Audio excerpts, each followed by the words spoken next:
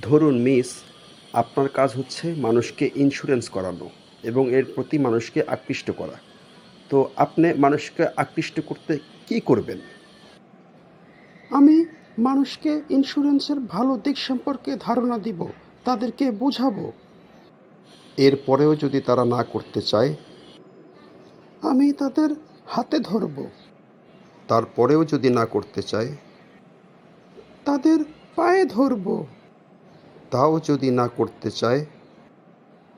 বিয়ে করব, তারপরেও ইন্স্যুরেন্স করিয়ে ছাড়ব। বিয়ে করার পরেও যদি ইন্স্যুরেন্স না করে?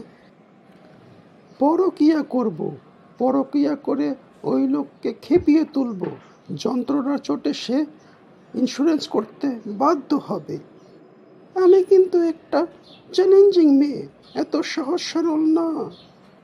আমি কিন্তু একটা জেদালা মেয়ে।